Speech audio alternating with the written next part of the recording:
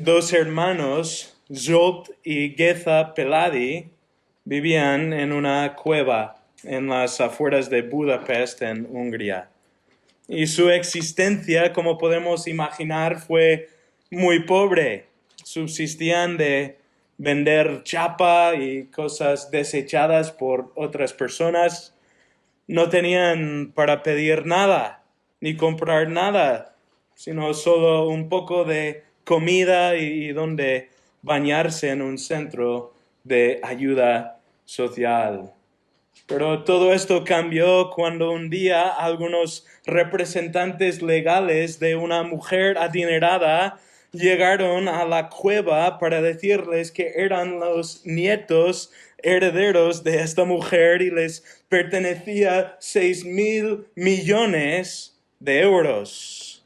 Va sin decir que al conocer, al saber su procedencia y herencia, lo que estos hombres comenzaron a pedir cambió drásticamente.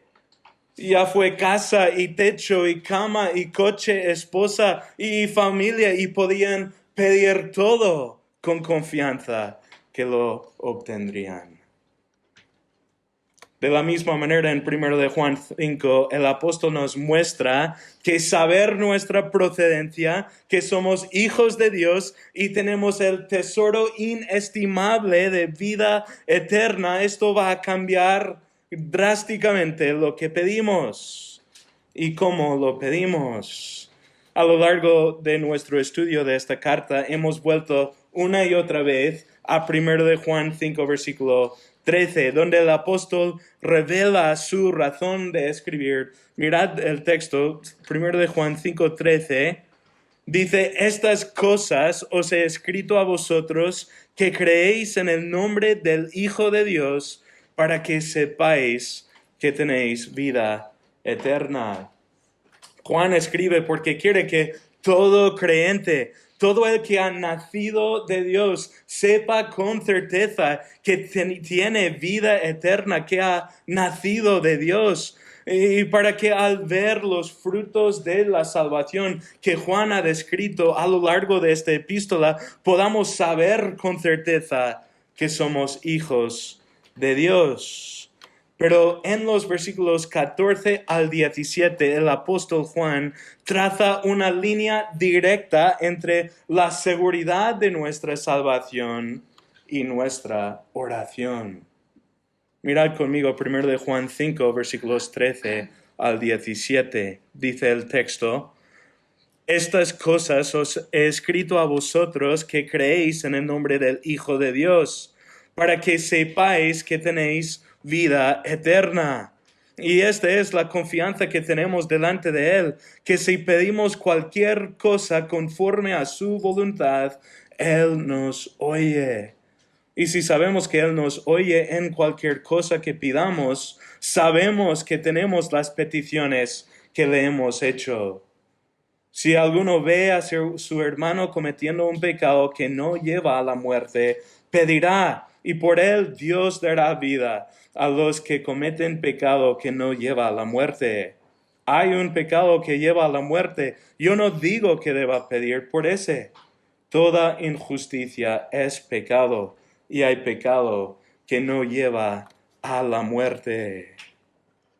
Juan aquí nos muestra que saber con certeza que hemos nacido de Dios y tenemos vida eterna afecta lo que pedimos en oración. Y en estos versículos va a mostrarnos dos implicaciones de la seguridad de la salvación para nuestra vida de oración. Dos implicaciones de la seguridad de la salvación para nuestra vida de oración. Y primero lo que vemos en el texto es que la seguridad de la salvación condiciona nuestra confianza en la oración. Primero, la confianza de la oración. Mirad versículo 14 que dice: y esta es la confianza que tenemos delante de Él. Si hoy tuviésemos una petición que quisiéramos traer y presentar delante del rey de España, La verdad es que no lo podríamos hacer. No podemos acercarnos al rey cuando se nos den las ganas, ni tendríamos confianza de que él oyere nuestra petición. Pero los hijos de un rey sí pueden acercarse con esta confianza para pedir. De la misma manera, Juan dice que todo el que cree en el nombre del Hijo de Dios puede acercarse a Dios con confianza. No porque somos dignos ni merecedores, sino porque como Juan ha explicado en versículo 1 de este capítulo, todo aquel que cree que Jesús es el Cristo ha nacido de Dios. Esta persona que cree en versículo 13 es un hijo de Dios. Y en esto, hermanos, vemos que la seguridad que tenemos, vida eterna, no solo se trata de una futura realidad lejana en el cielo, sino de una confianza, de una realidad asombrosa en el presente, como Juan ha dicho en capítulo 3. Ahora somos hijos de Dios. Y como hijos de Dios podemos acercarnos al trono de gracia en la presencia de este gran Rey y Dios con confianza, porque Él es nuestro Padre.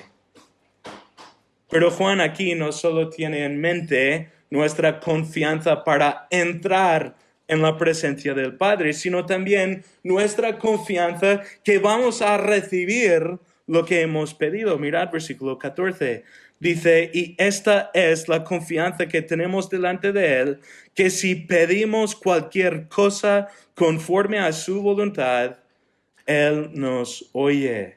Y si sabemos que Él nos oye en cualquier cosa que pidamos, sabemos que tenemos las peticiones que le hemos hecho. Juan dice que un hijo de Dios puede pedir a su Padre sabiendo que lo recibirá, no por quien tú eres, sino por quien es tu Padre, el dador de toda buena dádiva y todo don perfecto, el que se deleita en dar a sus hijos, como Cristo mismo dijo en Mateo 7:11, diciendo, si vosotros siendo malos sabéis dar buenas dádivas a vuestros hijos, cuánto más vuestro Padre que está en los cielos dará cosas buenas a los que piden. Y si sabes con certeza que eres hijo de este Padre que sabe dar cosas buenas a los que le piden, Juan dice que puedes pedir sabiendo que recibirás lo que has pedido. Mirad versículo 15. Si sabemos que Él nos oye en cualquier cosa que pidamos, sabemos que tenemos las peticiones que le hemos hecho. 2 veces aquí Juan usa esta palabra, saber, para mostrar la certeza que los hijos de Dios tenemos al traer nuestra petición ante Él. Si Él nos oye, entonces también nos dará las peticiones que le hemos hecho. De hecho, el texto lo expresa como que ya las tenemos en el presente. Si Dios oye nuestra oración, la respuesta es sí. Y el creyente en Jesucristo puede orar con este tipo de confianza segura porque sabe con certeza que es hijo de Dios y que su Padre contestará toda oración que Él oye de parte de sus hijos. Pero ojo aquí, es la oración que Dios oye que Él contesta. Sin duda Dios sabe toda palabra de todo humano antes de que salga de su boca, pero solo hay cierto tipo de oración que Él oye de tal forma que Él la reciba y la conteste siempre sin excepción. Y la pregunta es, ¿qué es esta oración que Dios oye?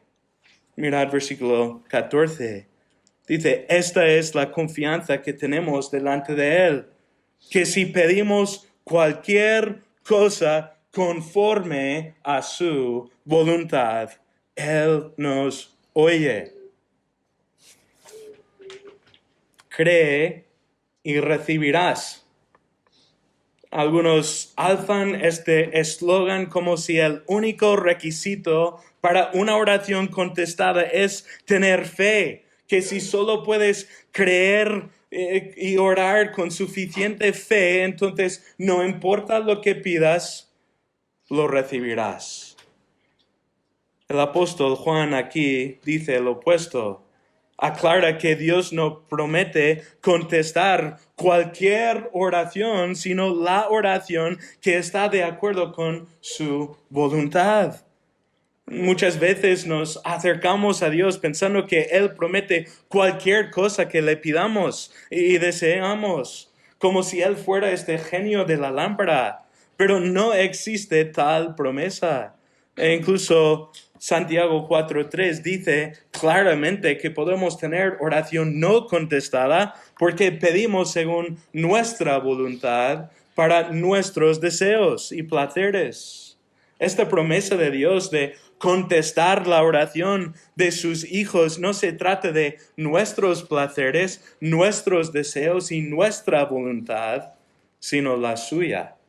Y Juan dice que es la oración de acuerdo con la voluntad de Dios que Dios contesta, oye y contesta. Y aquí, hermanos, vemos la conexión entre la seguridad de nuestra salvación que Juan ha estado proclamando a lo largo de esta carta y nuestra confianza en la oración. Porque en esta carta Juan ha declarado que una de las marcas, una de las señales que nos dan seguridad de que hemos nacido de Dios y somos hijos de Dios es cuando estemos semejantes al Hijo de Dios, nos parecemos a Cristo. Y tal como Jesús, el Hijo de Dios, dijo: mi comida es hacer la voluntad del que me envió y llevar a cabo su obra. Así el creyente, seguro de su salvación, se está conformando más y más a la imagen de Cristo en su obediencia a la voluntad del Padre, pero también en su oración según la voluntad del Padre. Cuando Cristo oró, no se haga mi voluntad, sino la tuya. Y al crecer en semejanza al Hijo de Dios, como Juan nos ha estado explicando en esta carta, también vamos a alinear nuestros deseos y nuestra oración con la voluntad de nuestro Padre, tal como Cristo hizo, para que en semejanza a Cristo también oremos: no se haga mi voluntad, sino la tuya. Y el apóstol Juan nos dice que cuando oremos así, en semejanza al Hijo de Dios, conforme a la voluntad de Dios, podemos tener la misma confianza que Jesús tuvo en Juan 11 cuando dijo: Padre, yo sé que siempre me oyes. Y Juan dice: si Él nos oye porque estamos orando conforme a su voluntad, podemos saber con certeza, con confianza, que ya tenemos las peticiones que le hemos hecho, porque hemos pedido conforme a su voluntad. Esta es la promesa de Dios a sus hijos, que al pedir conforme a su voluntad, vamos a recibir lo que hemos pedido. En los templos y lugares religiosos en Tibet, los pasillos están llenos de ruedas maní, se llaman. Son cilindros sobre un eje que tienen oraciones escritas alrededor, y la idea es que al pasar extiendas la mano para girar estos cilindros y así ofreces la oración escrita en este en este cilindro con cada rotación, esperando que en uno de estos muchos cilindros, en uno de estos muchos giros que se dan, haya una oración agradable a los espíritus para que sea contestada. Pero como nunca se sabe, pasas varias veces ofreciendo miles de oraciones por si acaso que alguno sea contestada. El apóstol Juan dice que el creyente no ora así. El creyente seguro de su salvación no ora así con esta incertidumbre, sino que puede acercarse al Padre con confianza, sabiendo que al pedir conforme a su voluntad, Él lo recibirá. Quiero preguntarte si tienes esta confianza en oración ante el Padre hoy. Puede ser que haya alguno aquí que no tiene esta confianza simplemente porque todavía no es hijo del Padre, porque no ha creído en el Hijo del Padre. Y el mensaje de las Escrituras lo que te llaman a hacer es arrepentirte y creer en el Hijo de Dios, que Jesús es el Cristo, que vino a la tierra y murió en la cruz para el perdón de tus pecados, resucitando el tercer día para darte vida. Y la Biblia dice que creyendo serás salvo. Pero a los que ya somos creyentes, quiero preguntarnos otra vez si tenemos esta confianza y seguridad ante el Padre en oración. ¿Estás buscando crecer en conformidad a Cristo, siendo transformado por la renovación de tu mente, por las Escrituras, así alineando tu voluntad con la voluntad del Padre? ¿Es tu oración diario? Padre, no se haga mi voluntad, sino la tuya, en la tierra como en el cielo, en mi vida, con mi trabajo, en mi familia, con esta situación o prueba. ¿Estás sometiendo todo aspecto de tu vida a la voluntad de Dios revelada en las Escrituras y orando conforme a esta voluntad?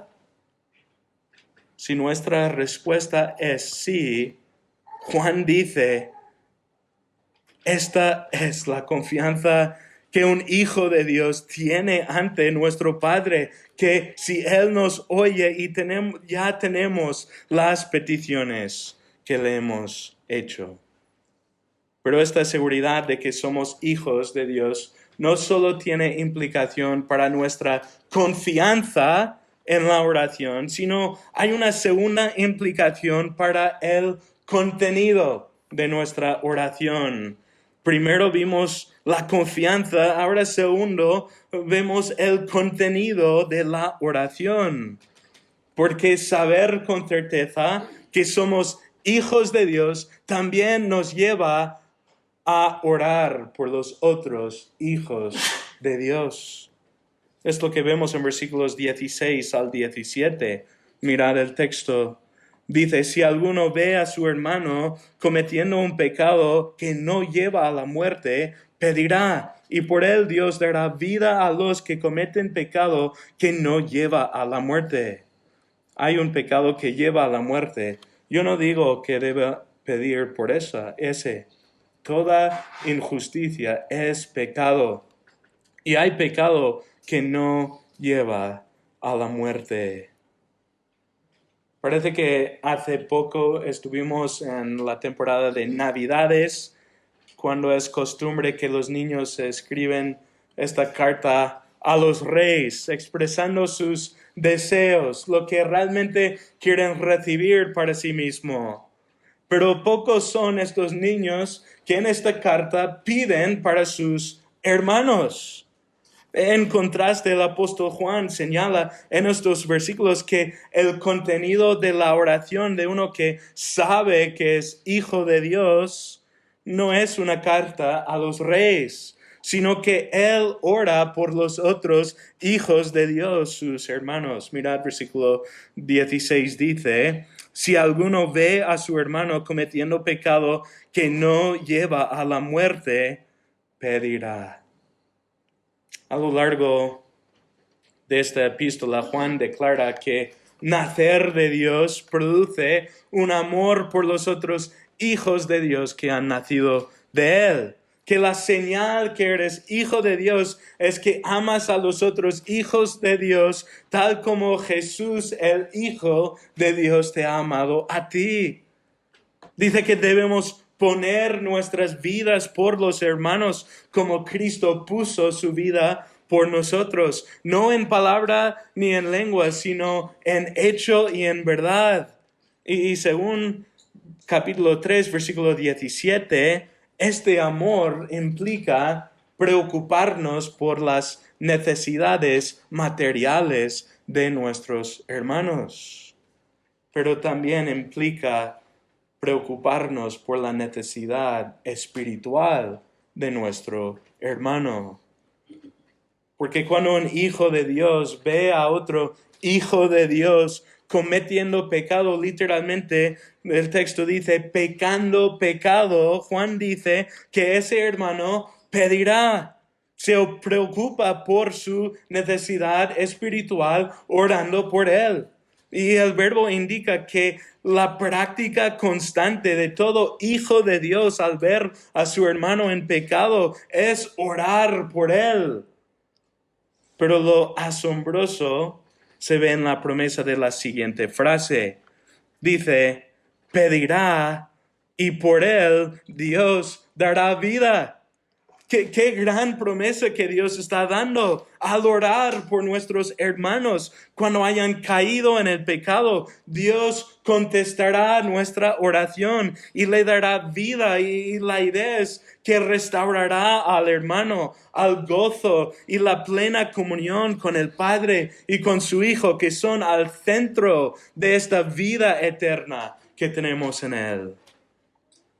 Pero tal como Juan matizó antes, que solo es la oración conforme a la voluntad del Padre que se oye, aquí también matiza esta promesa, diciendo que Dios dará vida a los que cometen pecado que no lleva a la muerte. Y aquí tenemos que preguntarnos, ¿cuál es ese pecado que no lleva a la muerte? Y también, ¿cuál es el pecado que sí lleva a muerte que menciona al fin del versículo? Y lo primero que notamos es que el pecado que no lleva a la muerte se comete por un hermano. Dice, si alguno ve a su hermano pecando pecado. Es el pecado de un cristiano aquí que ha nacido de Dios. Y también notamos que no se refiere a un pecado específico.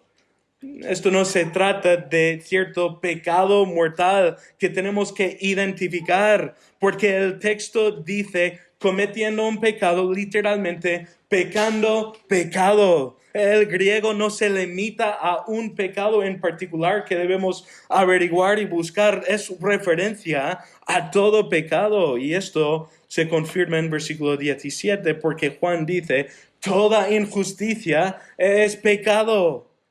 Juan dice, no hay un pecado menor o mayor en este sentido. Toda injusticia es pecado y la paga del pecado es la muerte.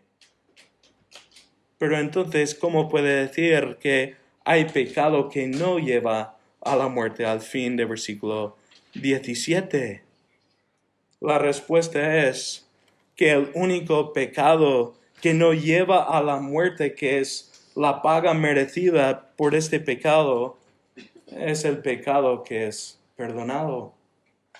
Porque si confesamos nuestros pecados, Él es fiel y justo para perdonarnos y limpiarnos de toda maldad. Entonces, ¿cuál es este pecado que no lleva a la muerte? Es el pecado de un creyente que ha sido perdonado, que ha sido lavado en la sangre de Cristo, nuestro abogado ante el Padre. Y la promesa es que cuando oremos por nuestros hermanos, cuando hayan pecado, es que Dios los restaurará.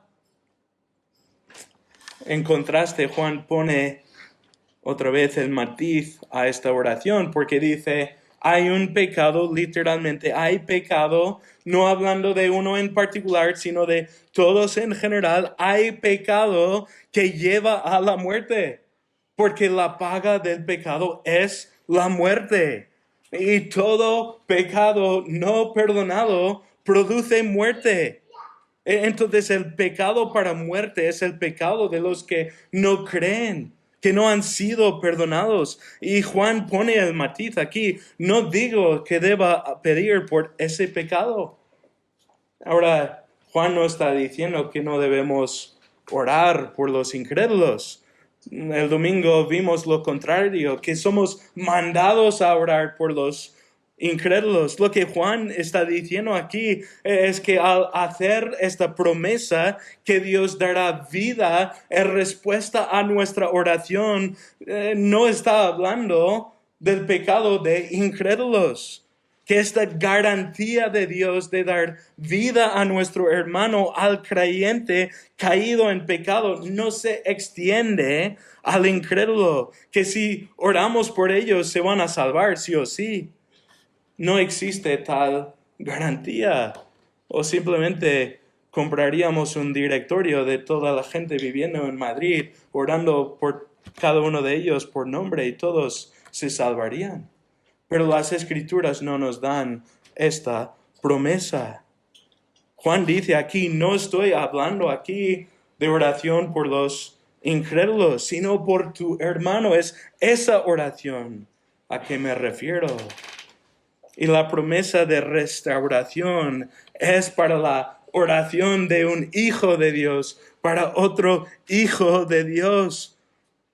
Y Juan nos muestra que el cristiano seguro de su salvación, que está disfrutando del gozo y deleite de comunión con el Padre y con el Hijo por el Espíritu, al ver a su hermano pecando y entristeciendo al Espíritu y desviándose de esta comunión gloriosa, no cruza los brazos, sino que cae de rodillas para rogar que Dios restaure a su hermano, porque quiere que tenga también esta comunión y gozo que tenemos con el Padre y con su Hijo Jesucristo, y comunión con los otros creyentes, y que su gozo sea completo en esta comunión, como Juan escribe en el primer capítulo. Así ora el creyente seguro de su salvación, que disfruta de esta comunión. Quiero preguntarnos en esta tarde, cuando ves a tu hermano en un patrón de pecado, ¿cómo respondes? Cruzas los brazos y dices en tu corazón, fíjate, fulano de tal ha caído otra vez, ya no hay esperanza para él, nunca va a cambiar. Se lo comentas a otros, qué pena que otra vez está ahí. O te caes de rodillas en privado rogando a Dios por tu hermano, confiando en esta promesa que al pedir, Dios lo restaurará. Que si él confiesa su pecado, Dios será justo y fiel para perdonarle y limpiarle de toda maldad, restaurándole a este gozo de comunión, tal como ha hecho en tu vida una y otra vez. Que nuestra oración no sea una carta para los reyes. Hermanos, roguemos como hijos de Dios a favor de los otros hijos de Dios al verles caer en pecado, con la confianza que nuestro Padre los preservará y los restaurará según su promesa. Hermanos, saber con certeza que somos hijos de Dios cambia nuestra oración. Saber que somos hijos de Dios nos permite acercarnos al Padre con confianza, sabiendo que Él contesta la oración de sus hijos conforme a su voluntad. Saber que somos hijos de Dios nos mueve a orar por los otros hijos de Dios con quien tenemos comunión, sabiendo que Dios va a restaurarlos cuando hayan caído en pecado. Así es como tenemos que orar al ir creciendo en nuestra semejanza a Cristo y en nuestra seguridad de nuestra salvación. Oremos. Padre, te damos gracias que aquí en esta carta nos has mostrado cómo podemos crecer en la seguridad de nuestra salvación, arrepintiéndonos del pecado, amando a nuestros hermanos, viendo el fruto del Espíritu en nuestras vidas, creyendo en Cristo. Y te rogamos que al ir creciendo en esta seguridad y viendo este fruto en nuestras vidas, que nos ayudes a responder adecuadamente, creciendo en nuestra confianza ante ti, en oración, sabiendo que si oramos conforme a tu voluntad, tú nos contestas. Señor, guárdanos de la incredulidad que viene al olvidar que tú eres un Padre que le gusta, que le encanta dar lo bueno a sus hijos. Ayúdanos a ser diligentes en orar por los otros hijos de Dios, para que todos juntos tengamos gozo en comunión los unos con los otros y contigo, oh Señor. Oramos esto en el nombre de Jesús. Amén.